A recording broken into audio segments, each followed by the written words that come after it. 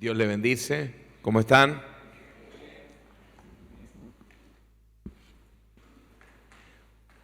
Vamos a ir con la segunda bala. ¿Cuántos estuvieron anoche? Bueno, quiere decir que andó medio mal de puntería, porque algunos ya sobrevivieron. Anoche viene un hermano y me dice, no, pastor, me tiró con un eso. Le digo, bueno, ¿tenés permiso para faltar? Y dice, no, así que sé que es masoquista. Bien, bienvenido. Quiero hablar acerca de las familias ministeriales. Quiero compartirles algunas cositas y quiero usar un ejemplo bíblico para estar compartiéndole lo que entiendo que tiene que ser la manera en que tenemos que construir nuestras familias ministeriales. Yo sé que muchas de las cosas que yo voy a decir en otro tiempo no se hacían así. No voy a entrar a hablar acerca de por qué se hacía así, ahora lo hacemos así. Yo les quiero compartir lo que entiendo que es cómo tenemos que construir una familia que sirva a Dios. Amén. Entonces, déjenme contarles, usar un ejemplo usando como figura el libro de Nehemías. No soy un eximio dibujante como el pastor Bernardo Frachino, pero me la rebusco bastante. Esto que dibujé acá vamos a pensar que es Jerusalén. En el año 587 antes de Cristo, y ya de paso hacemos un poquito de historia, 587 antes de Cristo, está la destrucción de Jerusalén.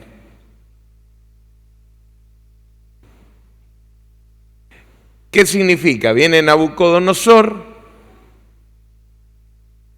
y tumba, destruye todos los muros, el templo, arrasa con Jerusalén. Eso es lo que ocurre en el 587. Y entonces allí comienza un largo proceso de reconstrucción que a nosotros nos va a dar un patrón de cómo se reconstruye algo que está dedicado a Dios. Porque Jerusalén es la ciudad dedicada a Dios. Pensando que tu vida y mi vida están dedicadas a Dios. Amén. Entonces, vamos a el año 535. Todo esto que les estoy escribiendo es para simplemente amenizarlo, pero del 535 al 516, Zorobabel viene y construye el templo de Jerusalén. Y esto nosotros lo encontramos allí en el libro del profeta Zacarías, lo encontramos también allí en el libro de Esdras, encontramos allí toda una reconstrucción del altar. ¿Qué es lo que hace Zorobabel? Es un proceso de 20 años para reconstruir el templo. Y luego encontramos en el 445 a Nehemías, que en 52 días reconstruye el muro de la ciudad. Y entonces, déjenme usar esto como base para estar comentándoles algunas cositas. Número uno, yo creo que hay un orden para reconstruir algo que está consagrado a Dios. Lo primero es que nosotros tenemos que trabajar en el altar.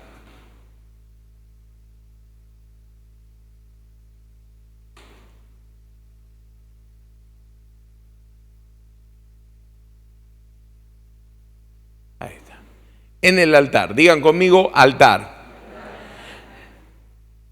La razón por la que Israel vuelve del cautiverio, vuelve para reconstruir el altar. Y llevó 20 años la reconstrucción del altar. Lo primero que tenemos que hacer como familias ministeriales es construir un lugar de adoración. Diga conmigo, lo primero es el lugar de adoración. El trabajo no era tanto, sin embargo, cuando la gente comenzó bien, de pronto se desalentó, de pronto se distrajo, y el pueblo de Israel perdió el impulso que habían tenido cuando llegó Zorobabel. Perdieron el impulso y dejaron de construir el lugar de adoración. Si ustedes leen el libro del profeta Ageo, ustedes van a ver que Ageo dice que ellos están en otras cosas. Muchas veces nuestro problema como gente que queremos dedicar nuestra vida a Dios es que nos distraemos, nos desalentamos y olvidamos qué es lo primero. Diga conmigo, lo primero es un lugar de adoración. Esto es vital que lo entendamos. Siempre lo primero va a ser el lugar de adoración. Ustedes me dirán, no, yo tengo compañeros, amigos, que no les importa el lugar de adoración. Y yo les quiero decir que sí o sí, la gente construye para lo que adora. Enfrente de mi casa, de la casa, bueno, de la anterior casa que teníamos, donde yo crecí, tengo un vecino, todavía está allí, que es el Tuca. El Tuca es hincha de Boca. Yo recuerdo estar a las 2, 3 de la mañana durmiendo y sentir ¡gol! Eran épocas de oro, que era allí con Bianchi cuando conquistaban las copas, que ya pasó eso, y gracias a Dios no va a volver. Y entonces escuchaba a este vecino, que lo quiero mucho, pero que está loco, gritar. Recuerdo salir de nuestra casa. Nuestra primera casa estaba a 1,5 cuadras del templo, así que cuando salimos de nuestra casa los domingos a la tarde, él tenía el codificado, y como él es divorciado, se juntaron un montón de muchachos alrededor de él y hinchas de Boca, hinchando por Boca, insultando al árbitro que les cobraba mal a Boca. Nosotros íbamos a la iglesia y los sentíamos que estaban ahí, escupiendo la pantalla cuando enfocaban al árbitro, porque está... Yo me reía porque no podía entender, hasta que entendí que esa pasión es la misma que yo le pongo a Dios. Su adoración es Boca. Conozco gente que su adoración es el trabajo. Entonces, yo tenía un supervisor, don Víctor, que tenía muchos años en la empresa, así que le tocaban muchísimos días de vacaciones, pero siempre se tomaba 7, 15 días, y un día la empresa le dijo, mire, don Víctor, tómese 1 mes, 2 meses, usted tiene casi medio año de vacaciones acumuladas. Y se tomó 2 meses, y a los 15 días vino la mujer a hablar con el encargado nuestro, pidiéndonos por favor que lo tomemos de nuevo, porque no lo aguantaban en la casa.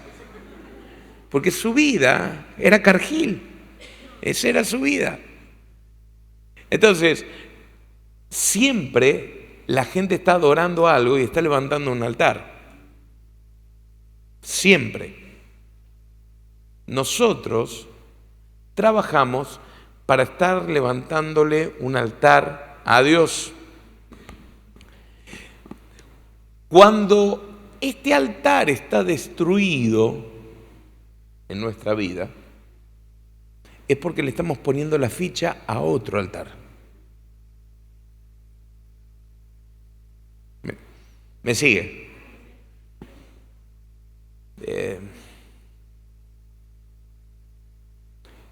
Conozco al Señor desde mi adolescencia, pero hay un momento en mi vida que es muy decisivo, o nuestra vida que es muy decisivo, que es el año noviembre del 92. En ese año y en esa fecha, Dios nos renovó en el Espíritu Santo. A ver, decir que yo no era creyente es mentir, pero decir que yo era creyente también es mentir. No sé cómo explicar. Era, pero mi pastor, el pastor Gustavo Esner,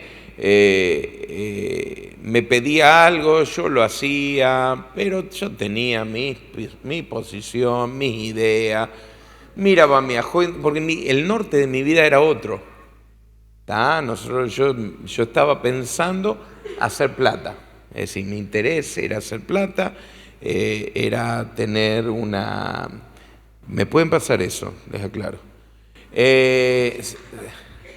Mi interés era hacer plata, era hacer lo mejor para mi vida, para mi familia, así que ese era mi interés. Yo iba a las reuniones, pero si podía ratearme por ahí, si podía faltar, si podía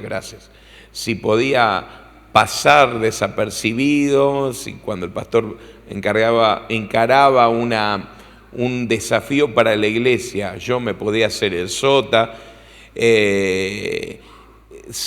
daba mis diezmos, pero si podía zafar de dar un poco más, también. Es decir, trataba de hacer la planchita, estar lo más bien. Pero a partir del año 92 algo pasa. Yo me doy cuenta en el año 92 de que mi altar, el lugar de adoración a Dios, rivalizaba, como muchas veces en la historia de Israel, con otros altares. Y que en determinadas épocas había sacrificio en el altar de Dios y en otras épocas estaba puesta mi adoración a otras cosas. Primera pregunta, para vos que estás en el liderazgo, para vos que estás sirviendo, para vos que estás en el pastorado, es cómo está tu altar.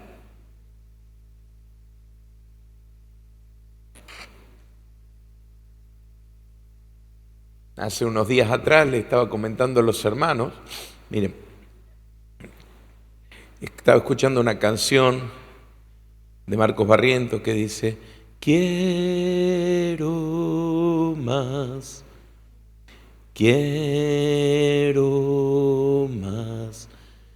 de tu espíritu, más de tu presencia, quiero más de ti. ¿La conoce? Y yo la estaba cantando así. Manito en el bolsillo. Quiero más. Y el Espíritu Santo me dice: ¿por qué la cantas así?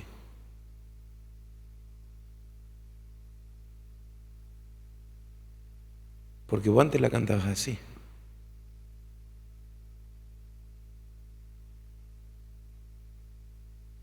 ¿Me estás siguiendo? Permiso, Daniel. Ven, hijo. Ponete la manito en el bolsillo. Es decir, me quiero el cuaderno. Dame el cuaderno, por favor. Agárralo. Perdón, gracias. Era para eso nomás. Es decir, quiero más, pero no quiero agarrarlo. Está muy cómodo, muy tranquilo. Entonces, ahí caí en cuenta, digo, wow, Señor, ¿qué está pasando con mi altar? Y así que allí, y el sábado pasado se lo animé a hacerle a la pastoral, porque le conté esta historia, y luego el domingo se lo animé a hacer a la iglesia.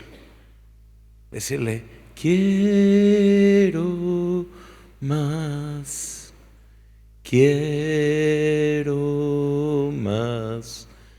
más de tu espíritu, más de tu presencia. Quiero más de ti. Vamos, ponete de pie, acompáñame, pone tus manos en posición de recibir y así no tendrás mi buena voz, pero inténtalo, decí conmigo, quiero más, quiero más de tu espíritu, más de tu presencia, quiero más de ti. Una vez más, quiero más, quiero más de tu espíritu, más de tu presencia, quiero más de ti. Tenemos que trabajar en el altar. Esto es un trabajo diario. Esto es un trabajo diario, todos los días. Levantarnos temprano. Si sos como yo, que funcionás bien de mañana, yo de noche, dame su lugar, yo de noche funciono más o menos. Siempre pienso cómo hubiera sido mi ministerio si los cultos hubieran sido de mañana, hubiera sido Spurgeon yo. Pues yo en la noche ya estoy medio... Pero de mañana yo me levanto con todas las pilas. Pero levantarte, o ya seas madrugador así, o seas de las personas que funcionan bien de noche, pero buscar de Dios y arreglar y trabajar en el altar. Este es el centro de nuestra vida, este es el centro de nuestra familia. Tiene que haber un altar. El altar de Dios tiene que ver con una familia. Primero empieza con un individuo, pero luego con una familia que ha entendido que Dios es central en su vida. Diga conmigo, Dios es central en nuestra vida. Miren lo que le dice Dios a través de Ageo a Israel: sembráis mucho y recogéis poco. Ageo 1:6.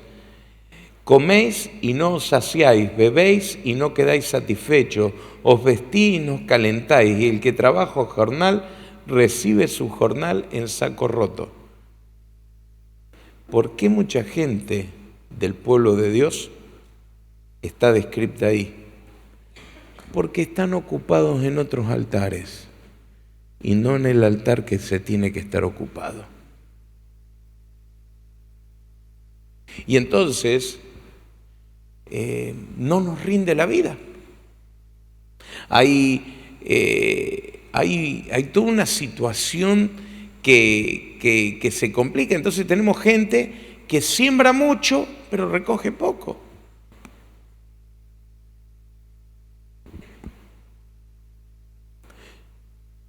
Yo diezmaba todos los meses,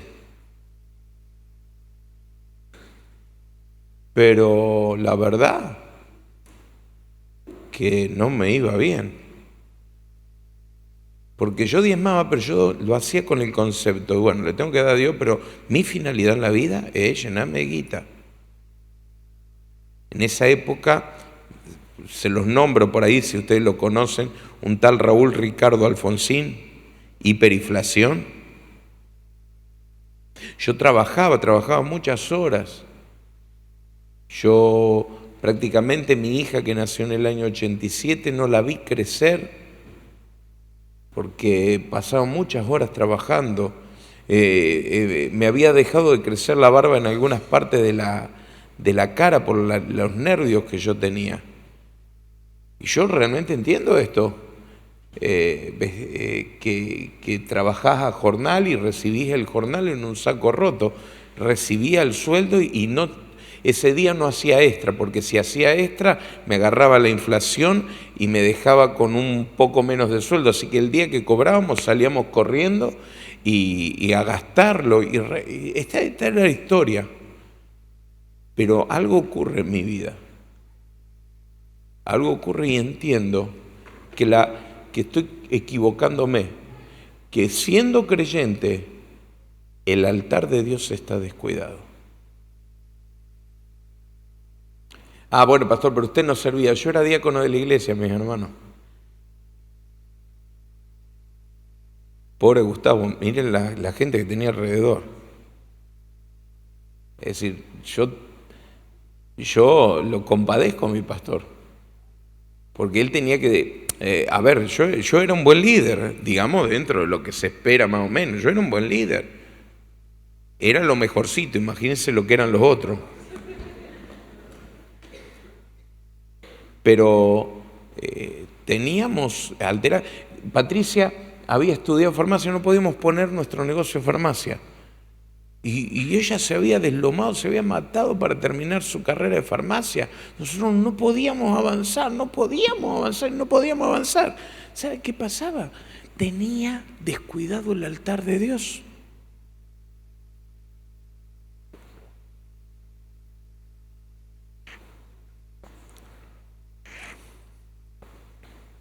Y entonces, cuando yo vuelvo a entender esto y comprendo esto, digo, no, el primero es el altar, digan conmigo, primero es el altar. Y Dios me da una palabra, mire lo que dice Ageo 2:9, le dice, la gloria postrera de esta casa será mayor que la primera, dice, cambien la actitud, lo que les voy a traer va a ser tremendo. Si yo tuviera que poner una fecha determinante en mi vida, y vuelvo a repetir, no es que estoy minimizando la salvación, pero noviembre del 92 para mí es la fecha decisiva en mi vida. Es el día en que entiendo lo que tenía que entender. Ese día yo sé. Yo ese día tuve un encuentro de profundidad con el Espíritu Santo y me aboqué, nos abocamos como familia al altar. Viene un momento en la vida de toda familia cristiana y de todo líder cristiano en que entiende el valor del altar. Pastor, no te mates. Si no entienden el valor del altar, le podés hablar en chino mandarín que no te van a entender tampoco. Y usted me dirá, no, ¿cómo quiero servir? Pero, a ver, está todo bien, tenés muchas ganas, te felicito, pero tenés que entender el tema del altar. Si no entendés el tema del altar, no hay manera. No hay manera. ¿Por qué? Porque en el altar se da alabanza. ¿Qué se da? A ver, déjeme ponerla acá. Altar. Entonces, acá, alabanza.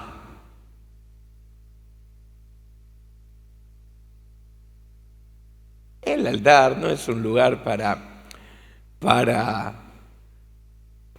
estar llorando. No digo que no vengas a clamar y a rogar, simplemente es un lugar, el pastor lo decía anoche, entrar por sus puertas con acción de gracia. ¿Qué entraba ahí? El altar es un lugar para alabar, venimos a alabar a Dios, venimos a darle gracias. Es un lugar en donde magnificamos el nombre de Dios y donde aclamamos y donde entendemos que Él está en el trono y que merece ser alabado. Entonces, el líder de adoración no necesita manejar a la gente. ¿Está? Vamos, hermano.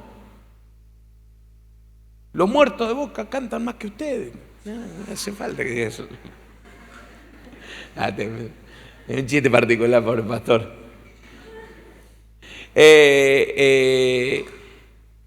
No, usted no necesita nada, la gente sabe aclamar. Dice, bienaventurado el pueblo que sabe aclamarte, andará a la luz de tu rostro. ¡Wow! Porque el altar es un lugar en donde aclamamos, el altar es un lugar de ofrenda.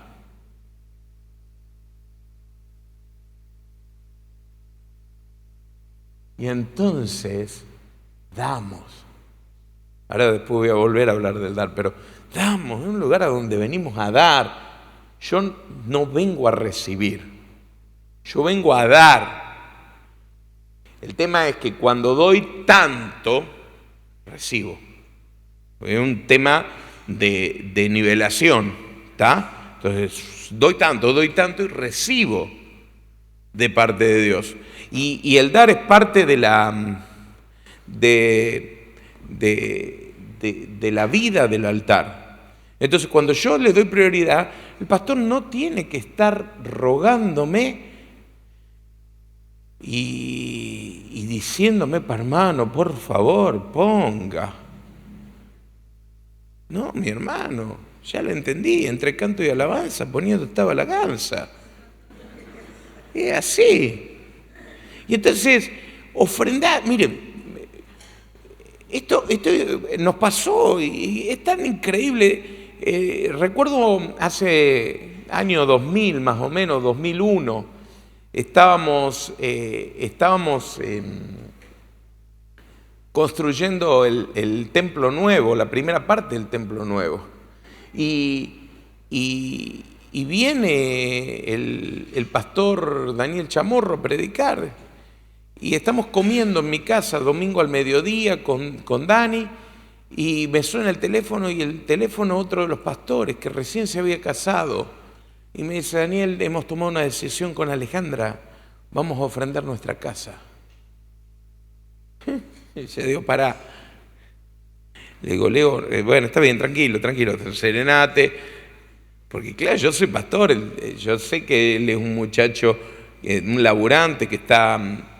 todavía era un líder de la iglesia, era un laburante, le digo, tranquilo, que es tu casa, después lo hablamos, no, ya está tomada la decisión, esta noche te llevamos la escritura. Y yo preocupado, pero entendí algo ocurre, el dinero nunca tiene que ser un problema en la iglesia, si hay un pueblo que entiende trabajar en el altar. Dígame amén, aunque sea para que yo me sienta, que usted me escuchó, que esté de acuerdo es otra cosa. Dígame amén, amén.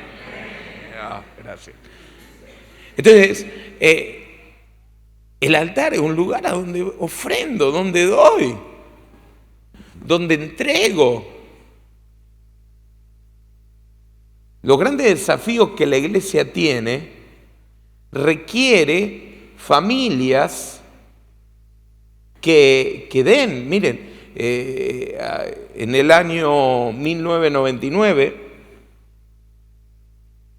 en el 98 Dios me da una visión, y en el 99 estamos con el trámite de querer comprar un lugar un poco más amplio para hacer un nuevo templo. Y yo llego a mi casa y le digo a Patri, mirá, amor, no vamos a poder comprar porque la comisión de construcción, en ese tiempo tenía la comisión de construcción, y la comisión de tesorería dicen que el terreno que queremos comprar para la iglesia es muy caro. Y está ahí Damaris, que es un piojito que tiene 10 años, y ella escucha que su papá dice que no se puede comprar porque no hay plata.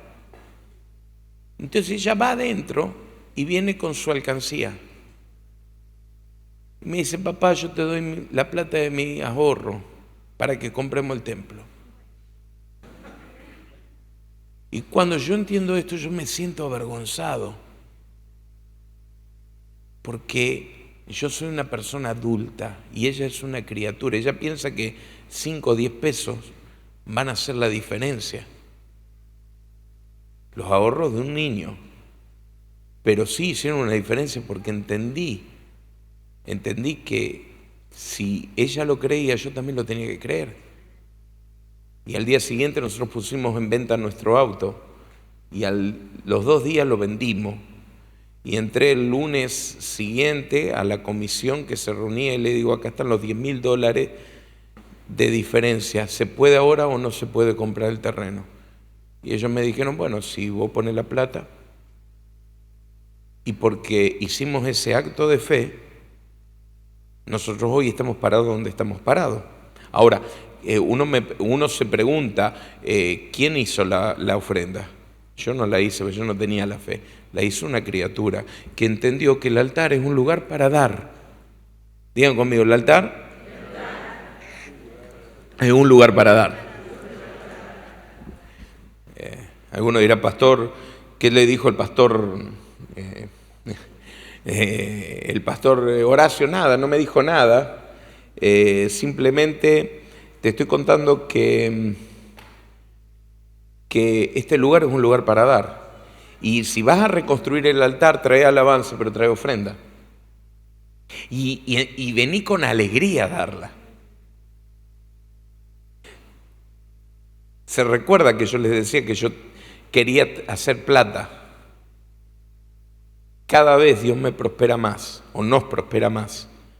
Y cada vez Dios nos desafía a dar más. Porque Dios no está buscando sacarnos, Dios está buscando añadirnos, pero nosotros tenemos que entender cómo funciona el altar. El altar es un lugar de alabanza, un lugar de ofrenda, es un lugar de servicio. Un lugar de servicio. Le dice un hermano, yo tengo mi altar reluciente, y le digo, vago. El altar no es para estar reluciente, el altar es un lugar para estar chorreado de sangre. Es decir, el altar que se usa es un lugar de sangre, es un lugar que chorrea sangre. Y la iglesia es un lugar en donde usted y yo derramamos nuestra vida. Yo ayer les contaba cómo nosotros criamos a nuestros hijos, los criamos sirviendo. ¿Dónde se criaron mis hijos? En los atrios de Jehová. ¿Dónde los educamos? Allí, sirviendo al Señor. Ellos pueden decir que sus padres han dado su vida por el Evangelio. No al modo del apóstol Pablo, no lo somos, no llegamos ni a la orilla de los zapatos de los apóstoles, pero hemos dado nuestra vida para el servicio de Dios. Y esto es lo bueno, y que nos han visto hacerlo con alegría, sirviendo, diga conmigo, sirviendo. El tema del servicio es un tema de toda la familia. ¿Está? Pero los chicos se van a sentir desplazados. ¿Qué se van a sentir desplazados? Ellos están contentos cuando usted está sirviendo a Dios, y acá está la iglesia, acá están sus amiguitos, y acá están todos, y está saltando, corriendo, haciendo lo que tiene que hacer un niño, pero sirviendo junto con su familia, y decirle, hijo, nosotros somos una familia de gente que te sirve, que honra a Dios, que honra el nombre de Dios. Diga conmigo, sirviendo. Este no es un lugar para estar estático, este es un lugar para meter manos a las obras, y todos nosotros tendremos que decir, bueno, Señor, ¿qué es lo que tengo que hacer? ¿Cómo lo tengo que hacer? ¿De qué manera lo tengo que hacer? Señor, quiero hacer algo más.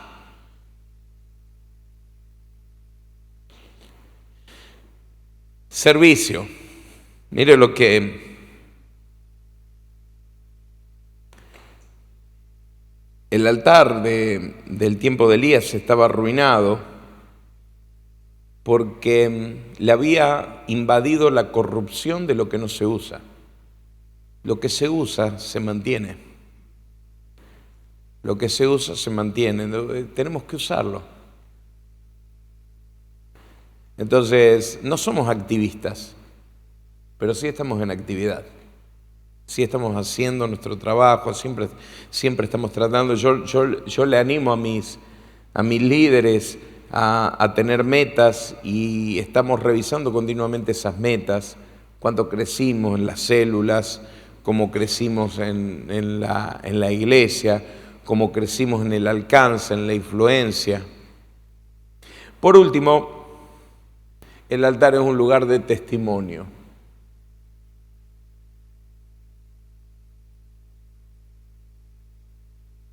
en el altar se levanta un testimonio.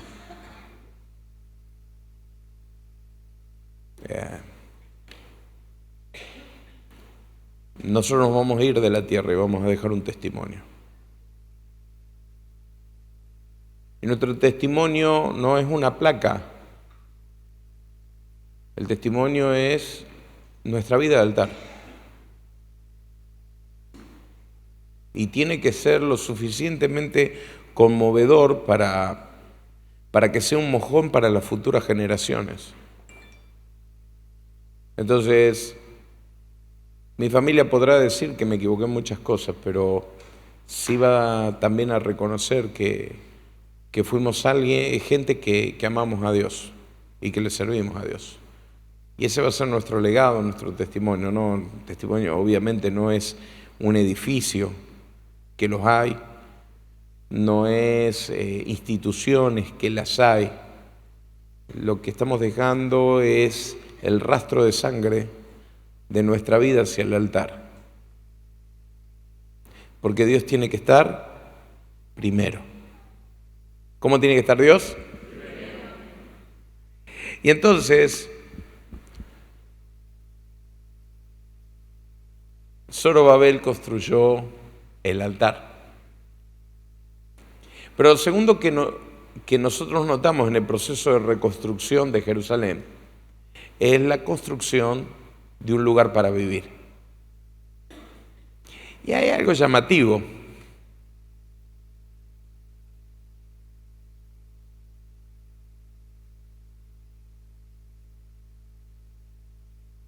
Si no le sale el tipo de dibujo que yo hago, es entendible. No todos tienen esta destreza. Pero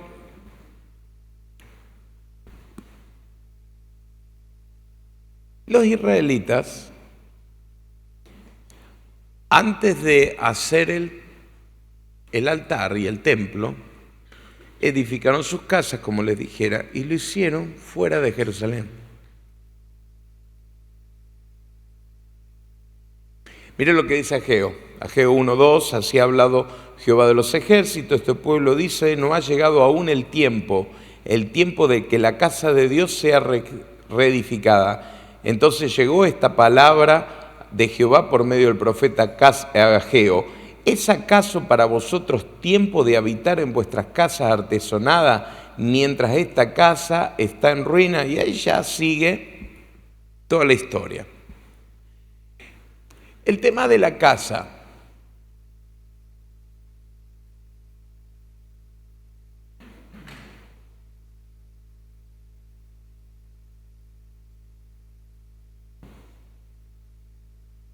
El tema de la casa.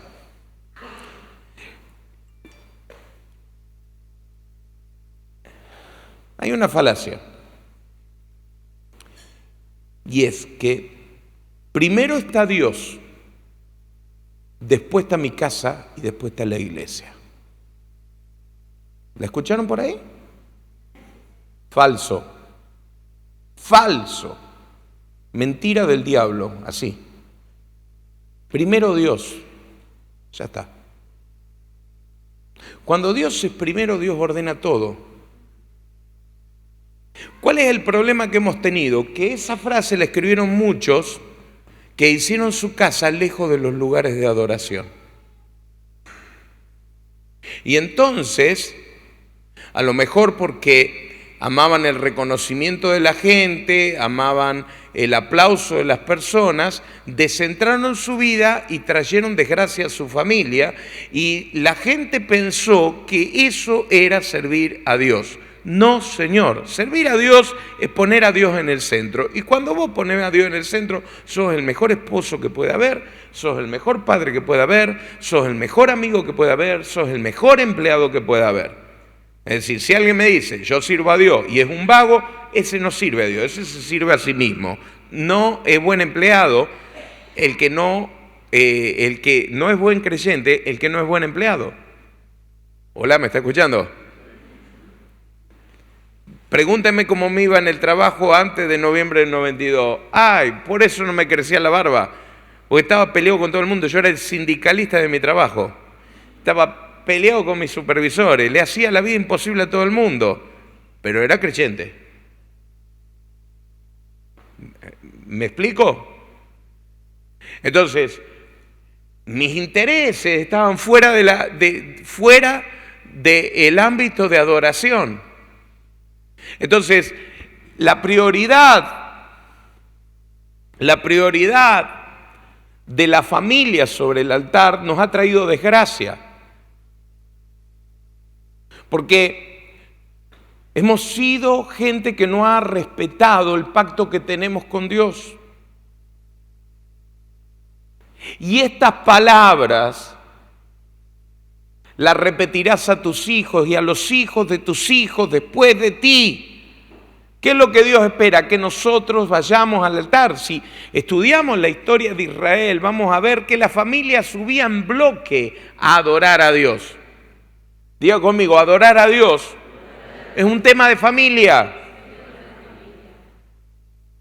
¿Dónde perdieron al niño Jesús? En el templo, porque subieron en bloque a adorar a Dios.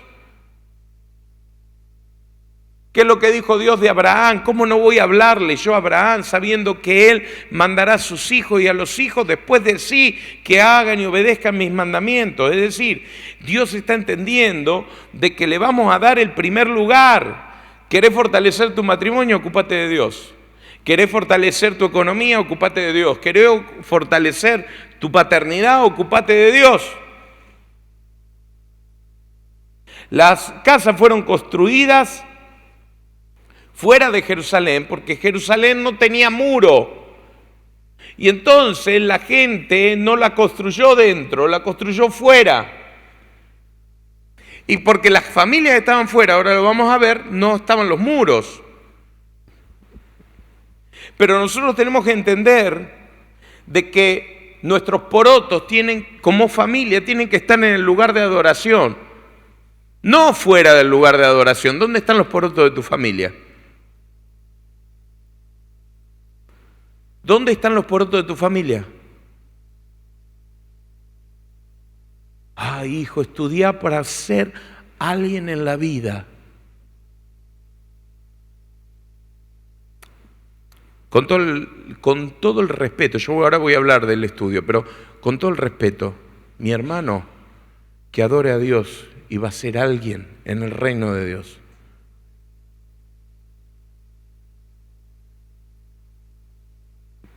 ¿Me hago entender?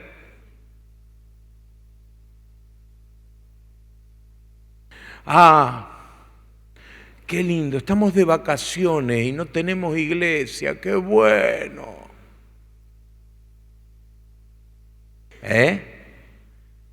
Ya sé que el hermano que está al lado siempre lo dice, por eso usted se ríe. Usted no, pero el de al lado sí. Mi hermano. Dice, mire lo que dice David. Un día en tu presencia es mejor que 1000 días fuera de ella. Nosotros vamos de vacaciones y empezamos a planificar para la iglesia. Es decir,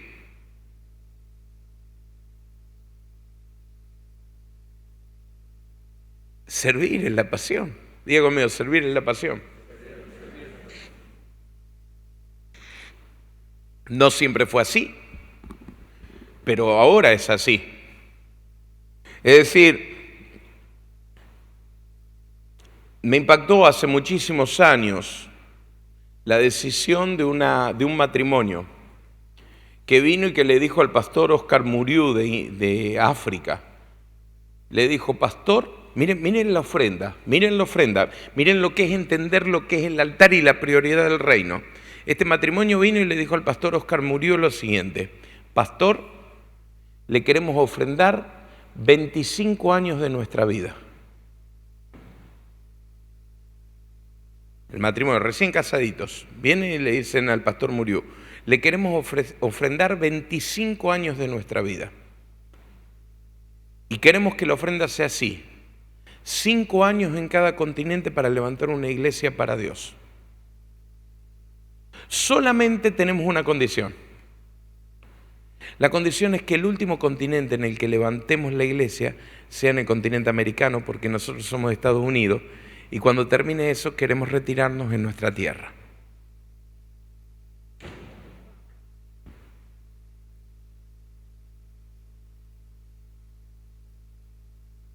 Eso es entender lo que es el tema del altar. ¿Y dónde se ponen los porotos? ¿Dónde estás edificando tu casa? Los líderes de Dios edificamos, vamos a dejarla esa que es un hermano que nosotros conocemos que está haciendo afuera, pero nosotros edificamos nuestras casas cerca del altar de adoración. Acá están nuestros porotos.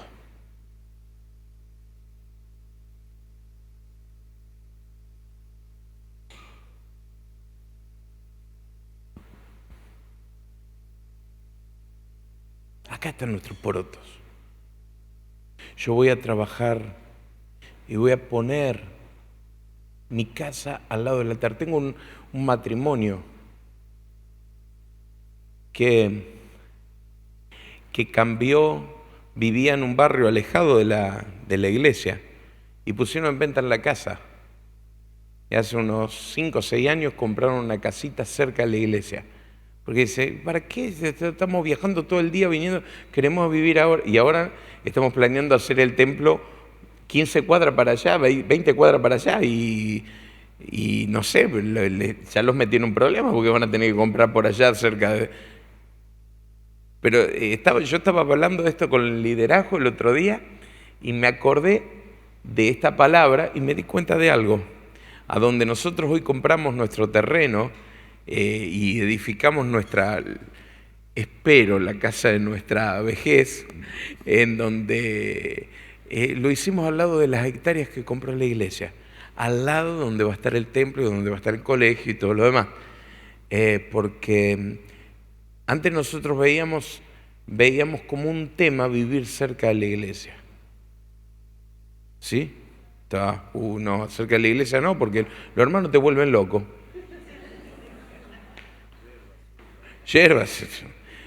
Vos sabés que nosotros vivíamos una cuadra del templo que tenemos ahora. Después compramos en otro lado, nos fuimos a vivir, pero cuando empecé el ministerio, venían a cada rato y un día se me rompió el portero eléctrico. No lo arreglé nunca más. Y ahí se curaron todos, ya nadie me molesta, porque dice, ni vaya porque el pastor no te atiende. Pues, no, pastor, fui a su casa, no, tengo el portero roto. No estaban mintiendo, pero arréglelo, sí, ya lo voy a arreglar. Ahora, digan conmigo, una bendición, vivir cerca del lugar de adoración. Y entiéndame, se me entiende que no estoy hablando de lo físico, sino que estoy hablando de dónde pongo mis porotos. Nosotros nos íbamos de vacaciones. Y entonces nos íbamos de vacaciones y decíamos, uy, qué lindo lugar para traer los chicos de la iglesia. Ah, qué lindo lugar para estar trayendo a las familias de la iglesia. Y entonces usábamos las vacaciones para buscar un lugar donde hacer campamento. Y así que nos íbamos llevando. Un día estamos en España y los chicos dicen, qué lindo traer a los chicos de la iglesia acá, papá. Digo, hijo, y si siempre lo hemos hecho. Y por la gracia de Dios hemos ido ya, no sé, 4 o 5 veces con 30, 40, 50 jóvenes. En este mismo momento hay chicos del secundario haciendo su viaje de estudio allí en Europa. Porque nosotros entendemos que la bendición que Dios derrama sobre nuestra vida, Dios la derrama sobre la iglesia. Y entendemos que Dios lo que nos está pidiendo es que toda la iglesia entre en un proceso en donde cuando le damos a Él recibimos, y cuando recibimos lo volcamos hacia los demás y la bendición se multiplica. Amén. Entonces, lo primero que construyo es el lugar con Dios.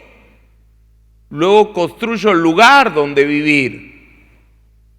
Cuando yo altero esto, traigo un desorden tremendo en mi vida, y es por eso que muchas veces, aunque tenemos reuniones preciosas, nuestras casas tienen algunas situaciones que no podemos resolver.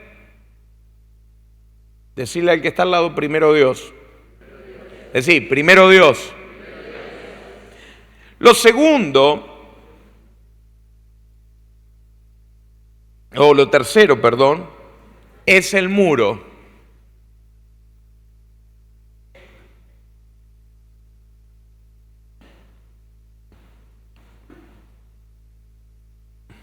Cuando viene Nehemías a Jerusalén, encuentra que el altar está construido, que las casas están fuera del lugar de adoración y que el muro está derribado.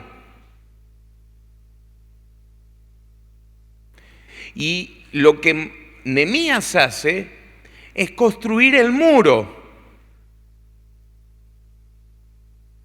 Un lugar de adoración sin defensa. Un lugar de adoración sin muros es un lugar que no es seguro para honrar y adorar al Señor. No podés ni adorar con libertad ni criar a tu familia con libertad. Nosotros necesitamos reconstruir los muros. Yo veo a veces la iglesia indefensa porque nos han derribado, el diablo nos ha derribado los muros. Y aunque y muchos pastores estamos conformes porque hemos restaurado un altar de adoración, pero nuestras familias y los proyectos de las familias están lejos del reino de Dios. Para que esto cambie, nosotros tenemos que poner primero a Dios, decidir construir nuestro lugar para vivir cerca del altar y reconstruir los muros. Reconstruir los muros, dice Nehemías 1:3, el resto de los que se salvaron de la cautividad allí en la provincia están en una situación muy difícil y vergonzosa. El muro de Jerusalén está en ruina y sus puertas están destruidas por el fuego. Los muros son lo que te sirve para detener el avance del enemigo. La iglesia y nuestra adoración está seriamente comprometida porque la iglesia se ha dedicado únicamente a estar trabajando en lo que es su adoración y ha descuidado los muros que protegen esa adoración. Por eso estamos luchando de la manera que estamos luchando. Mire, déjeme hablarle de 3 ladrillos para el muro. Primer ladrillo, valores. ¿Qué son? ¿Qué dije? Valores. Cuando la iglesia y cuando el líder pone valores, los muros de la ciudad son reconstruidos. Diga conmigo, valores. Nosotros hemos creído que lo más importante era que nosotros tuviéramos valores y que las personas hicieran lo que ellos quisieran, pues no queríamos ofenderlas, no queríamos confrontar con ellas. Nosotros creíamos que testimonio era que nosotros viviéramos de manera correcta y que lleváramos una vida más o menos igual, pero que en ningún momento ofendiéramos a los demás. Mi hermano, si nosotros no levantamos los valores, otros levantan los antivalores y nuestra sociedad está como está, destruida. Cuando yo veo las increíbles barrabasadas, estaba viendo imágenes de la destrucción de esa catedral en Chile. Y pienso en la timidez con la que nosotros hablamos de lo que creemos y de lo que pensamos. Y me doy cuenta de que aunque el altar de esta gente es un altar a los demonios, ellos están comprometidos con sus antivalores. Y es tiempo que la iglesia empiece a hablar con orgullo de sus valores. Nosotros creemos en los valores de la vida. ¿Qué creo? Los valores de la vida. Y entonces en mi mochilita, acá está el pañuelo celeste, y estaba en el aeropuerto y pasaban las chicas con su pañuelito verde y yo con el mío. Yo soy alguien que defiendo la vida. Yo creo en el valor de la vida. Yo creo en el valor de la familia. Yo creo en el matrimonio heterosexual y creo en el matrimonio monógamo y creo en guardar la pureza sexual, es decir, guardar la santidad sexual hasta el casamiento. Creo que uno tiene que estar con la persona que ama y que tiene que respetar los plazos legales y que tiene que estar santificando su matrimonio delante de Dios y luego pueden tener intimidad. Y creo eso, y que se me ría todo el mundo, no me importa. Esos son los valores que a mí me enseña la palabra de Dios. Yo creo que a mis hijos los tengo que educar de acuerdo a lo que he creído y a lo que entiendo que viene de parte de Dios, y que no lo tiene que hacer el Estado, que el Estado no es dueño de mis hijos. Los que criamos los hijos somos nosotros. Y que el Estado, en todo caso, ocurre porque nosotros como ciudadanos lo sostenemos y no porque el Estado quiera, nosotros existimos. El Estado existe porque nosotros queremos que exista. Es totalmente al revés. Y que tengo derecho a expresarme, y que tengo derecho a estar planteando mi parecer, y que tengo derecho a pararme en una plaza y exigirle a las autoridades que haya libertad. Tengo derecho para estar reclamando que sean gente honesta, tengo derecho para reclamar que me rindan cuenta de cómo gastan su dinero, tengo derecho. Son mis valores. Y es tiempo que el pueblo de Dios deje el ser timorato. Porque todos esos temores de manifestar lo que son los valores de la verdad, de la vida, de la libertad, todo esto que nos enseña la palabra de Dios, ha traído un avance de los Nabucodonosores que han destruido nuestra sociedad y que está hoy en día, nuestra adoración y nuestras casas están en riesgo por el avance. Pero hay algo esperanzador. Yo creo que la iglesia se ha espabilado. Obviamente siempre nosotros andamos medio desfasados, pero creo que es importante que nosotros lo hagamos. Y el liderazgo tiene que estar allí. El liderazgo tiene que estar allí. No es la palabra de un pastor, pero sí es la palabra de un líder. Perón dijo que el pueblo llegará con los dirigentes a la cabeza o con la cabeza de los dirigentes. Y este es un tiempo en que la iglesia tiene que entender de que Dios nos ha puesto en esta sociedad para estar liderando. Y que ustedes están en esta tierra, y mientras están en esta tierra son luz y sal en este mundo. Y en Neuquén ustedes son luz y sal de Dios en esta tierra. Y que tenemos que activar, y que tenemos que hablar, y que tenemos que hablar del valor de la familia, y que tenemos que decirle. Mire, me encontré el otro día con un conserje de un hotel al que nosotros llevamos la gente allí en San Lorenzo. Me lo encuentro y le digo, ¿cómo estás? Y me dice, bien, dice, en proceso de divorcio. Y le digo, qué pena. Y me dice, no, y entonces me contó el drama que tenía con la mujer y todo lo demás, y le digo, qué pena. Y dice, pero es que, Daniel, dice, te estoy diciendo que esto, qué pena que habiéndome conocido de tantos años no haya venido a la iglesia para que oramos por vos, para que ministráramos tu matrimonio. Y el tipo bajó la cabeza. Pero, a ver, yo ya no puedo estar diciéndole, bueno, vamos a orar. No, yo te tengo que decir de que hay una iglesia, hay un pueblo de Dios que ora, que creemos en los milagros, que creemos en la transformación, que creemos en la restauración de la familia. Tenemos que levantar los valores, mis hermanos. Amén. Entonces,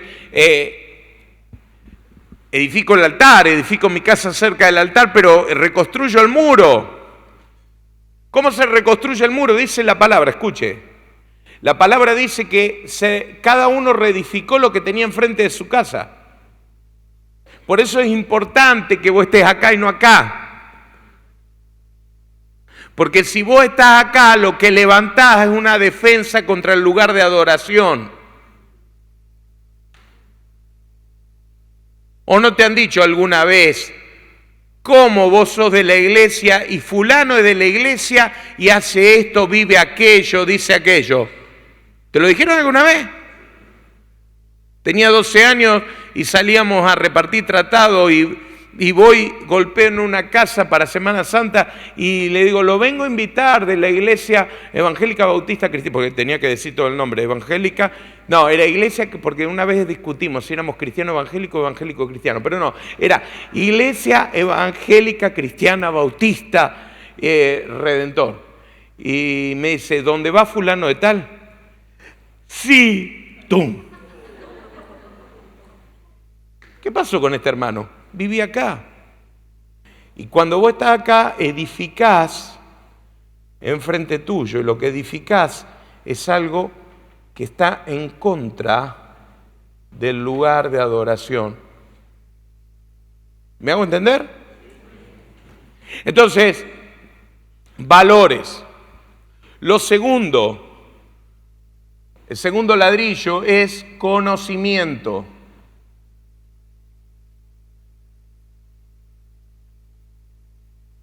Déjemelo poner acá. Conocimiento.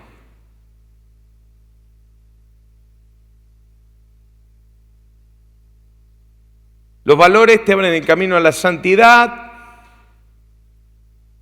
pero el conocimiento te abre el camino a la posibilidad. Mi pueblo pereció porque no tuvo conocimiento. Conocimiento, nosotros para levantar los valores, para levantar los muros no solamente tenemos valores, sino que tenemos que apostar al conocimiento.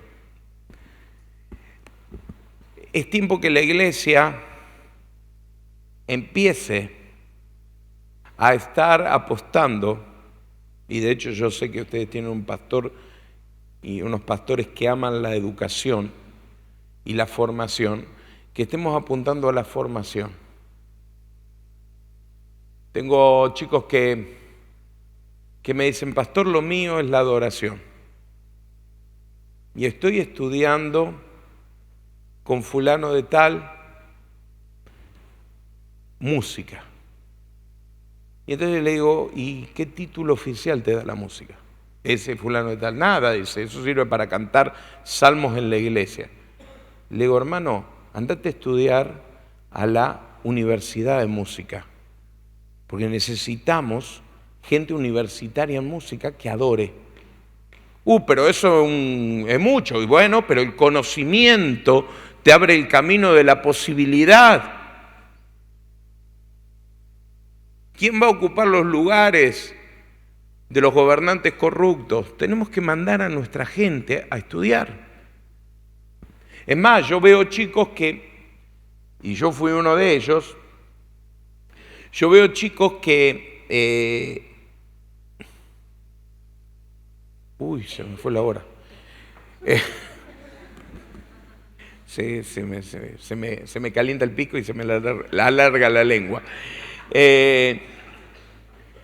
Yo veo chicos que como ganan buena plata y capaz que acá pasa por el tema del petróleo, y yo fui uno de ellos, no siguen estudiando. Y el estudio es increíblemente útil, te abre la cabeza. Entonces, por más que sea cansador, estudia algo. Cuando vos estudias comprometido con el altar, es interesante, porque si la iglesia tiene el altar en donde vos servís, que es el camino, tiene una visión en la educación, y vos no sé qué estudiar, estudia comprometido con el altar. ¿Hola? Estudia comprometido con el altar. La iglesia tiene una visión misionera, anda a estudiar idiomas. Pero no estudies en el Instituto de Montoto Flores. No, anda a estudiar idioma. tenés que estudiar, qué sé yo, sentí un llamado al evangelismo, pero también te gusta el tema de informática. Y bueno, estudiá informática, pero formate en lo que de manera profesional para que tengas posibilidad y utilizá eso para el evangelismo. Necesitamos entender que muchos de nuestros problemas es que la iglesia no tiene gente preparada.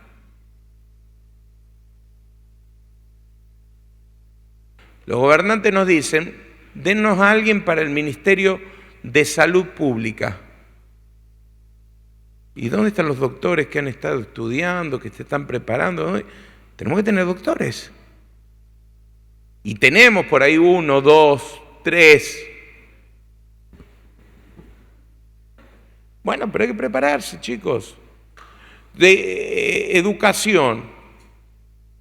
Bueno, y para ser educadores y para ser ministros de educación o gente que formule, hay todo un estudio que hay que estar haciendo. Y hay que prepararse. Y nosotros como padres tenemos que ser estratégicos. Lo hacemos porque estamos defendiendo el altar y estamos defendiendo nuestras casas.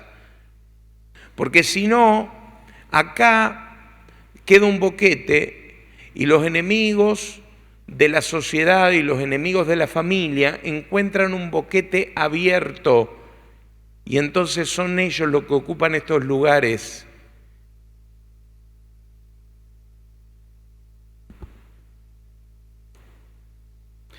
Por lo último, un muro se construye con valores, con conocimiento y con recursos.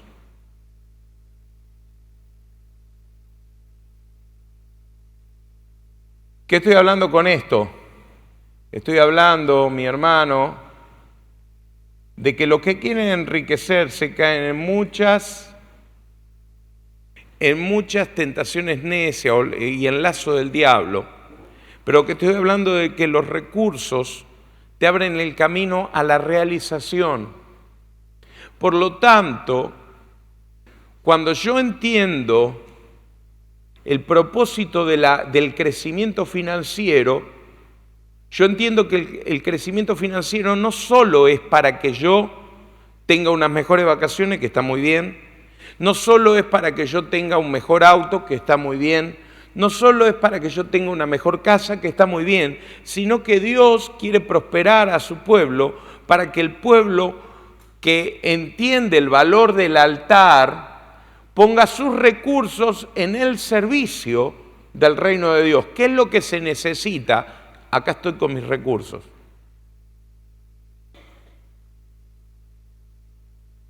Con el auto que ofrendamos este fin de año, ya llevamos 4 autos, una casa, y ni hablar la cantidad de vacaciones que llevamos entregadas.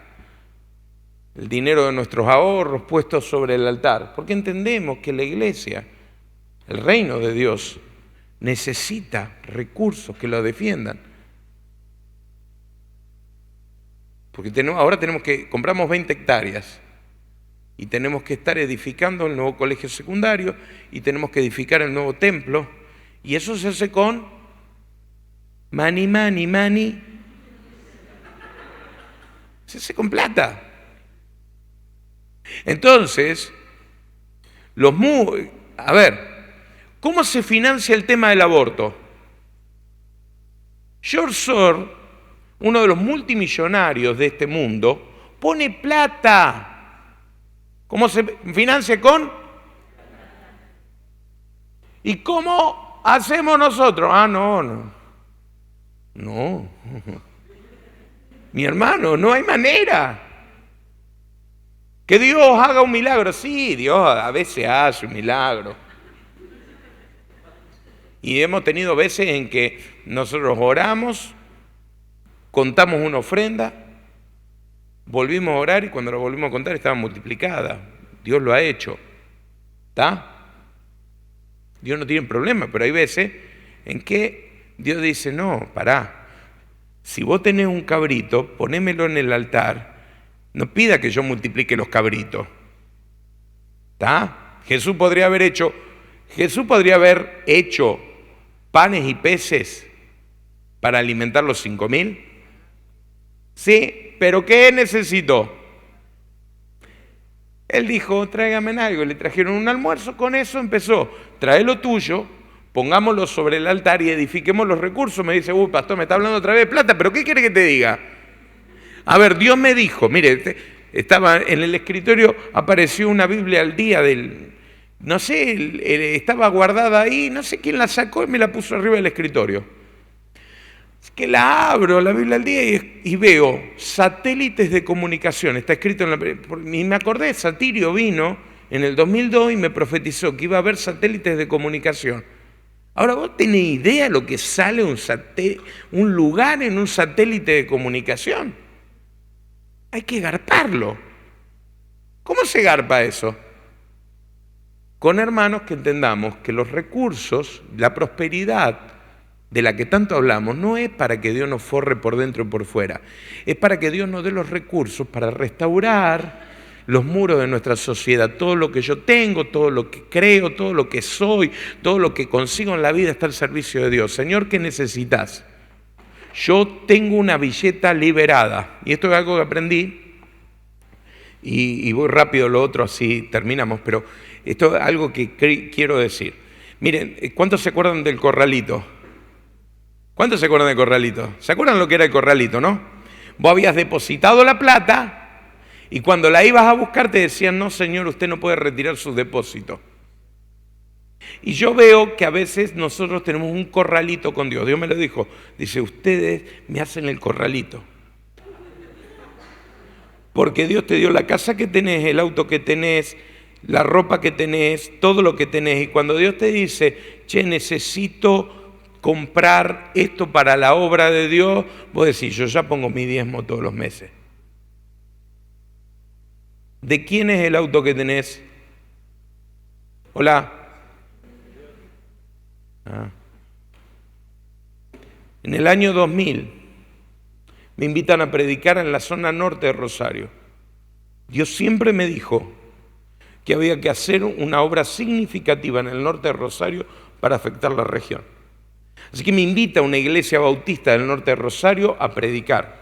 Yo voy, tiro la palabra y digo, Dios quiere levantar una obra significativa en el norte de Rosario. Entonces viene el pastor y me dice, pastor, ¿y cómo se hace eso?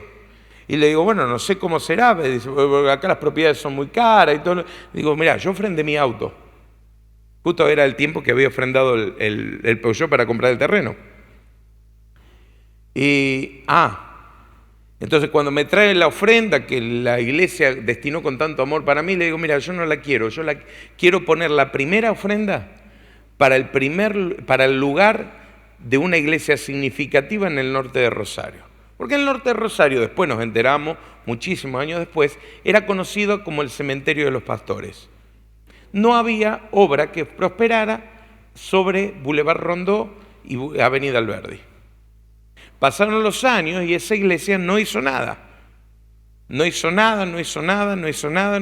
Año 2008, nosotros tomamos la decisión y dijimos, bueno, si nadie hace nada, nosotros vamos a hacer. Y fundamos la Comunidad Redentor en Rosario. Al día de hoy es una iglesia significativa en el norte de Rosario.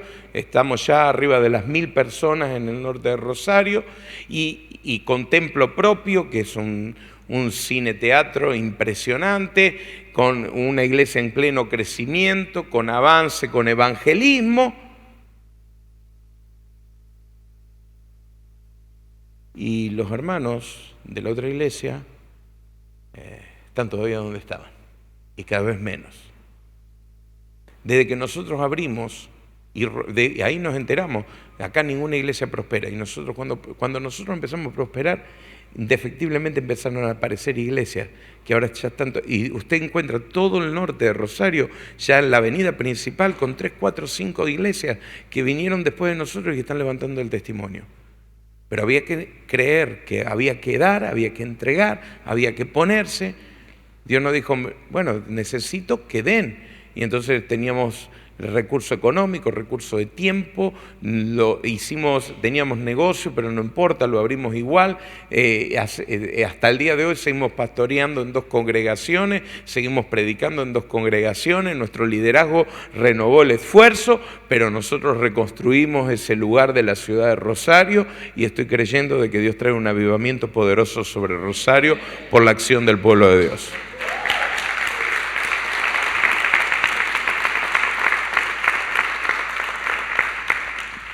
Entonces, para ir terminando, como siempre me equivoco.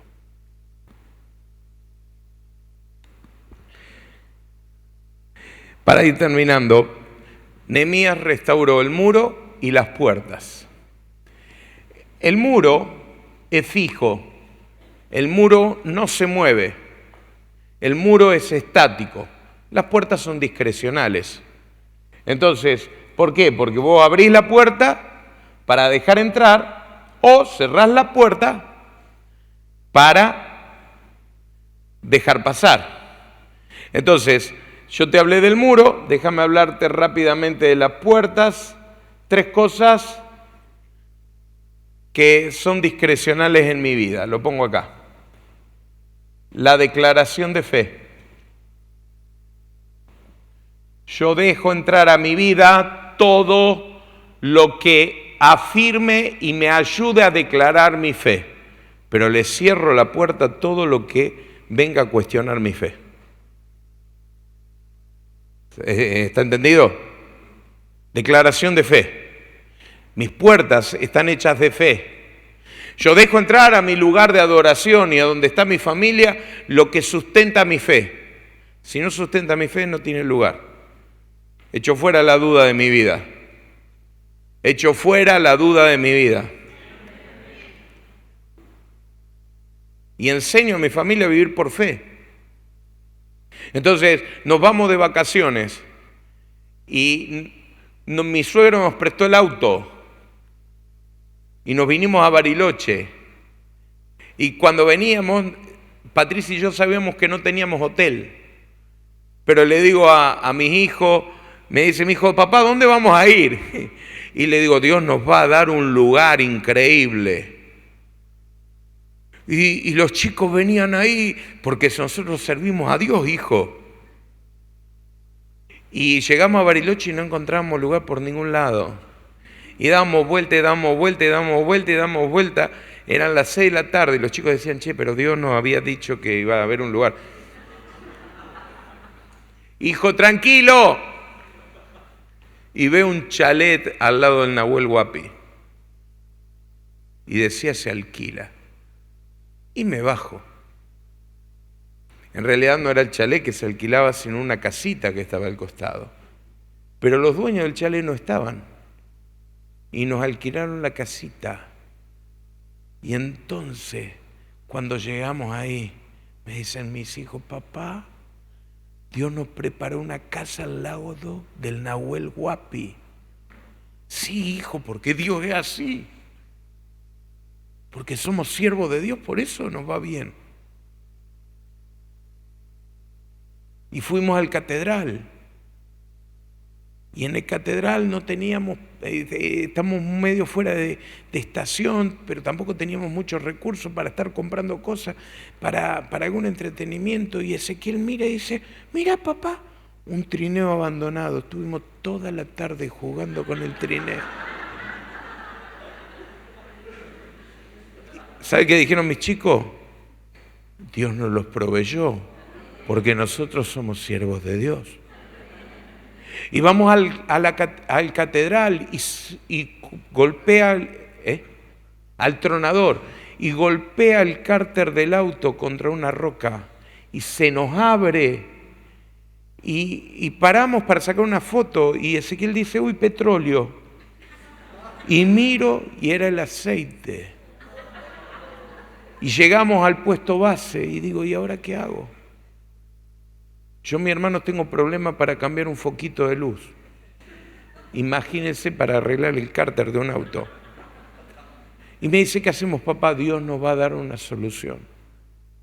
Y entonces llega Va un Renault 21 Nevada, baja el vidrio y era un hermano que había estado congregándose en San Lorenzo, que era piloto del ejército.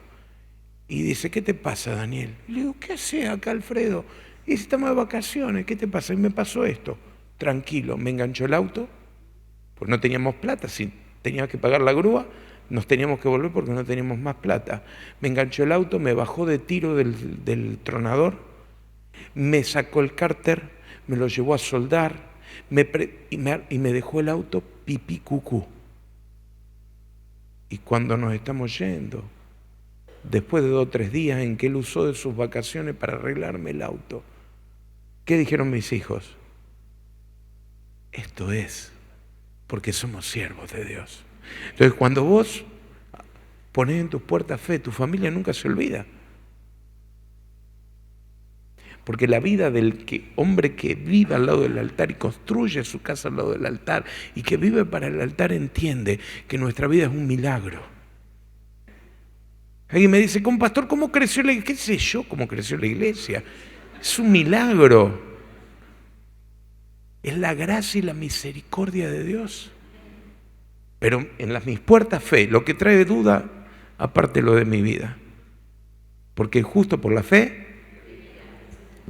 Segunda parte de la puerta es la gratitud. Todo lo que me haga agradecer, lo quiero en mi vida. Lo que no me traiga gratitud, no lo quiero. Y el pastor nos habló algo de ayer de entrar por sus puertas con acción de gracia. Y otra vez, y usted dirá, pastor, una tercera vez, es que esto es básico. El dar. El dar te abre puertas. Cuando vos sos capaz de dar y cuando vos sos generoso, eso te abre puertas. El dar es increíble.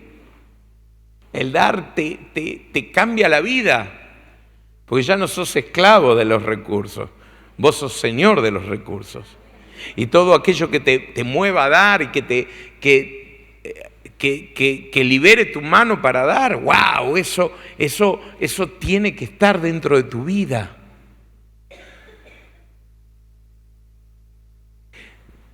Mire lo que dice la palabra de Dios. Con esto sí, ahora es verdad, estoy terminando.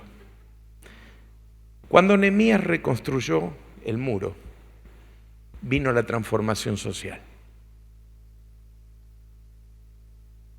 Capítulo 5, desaparece la usura en Israel. Capítulo 8, se lee la ley por primera vez. Capítulo 9, se confiesa el pecado de manera comunitaria. ¿Cuándo va a cambiar Argentina? Cuando la iglesia sea iglesia, mi hermano.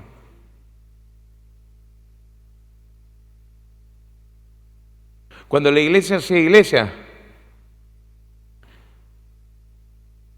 el día que tus muros sean reconstruidos, será el momento de extender tus fronteras, dice Miqueas 7:11. No hay expansión, no hay crecimiento de la iglesia si nosotros no reconstruimos los muros, pero no hay reconstrucción de muros si usted no vive al lado del altar. Y no hay lugar para edificar una casa si usted no reconstruye el altar. Necesitamos familias que entendamos eso. Que usted, yo aspiro que en el día de hoy usted se vaya de este lugar tomando decisiones como liderazgo. Le animo a hacer una declaración. ¿Está dispuesto? Póngase de pie, por favor.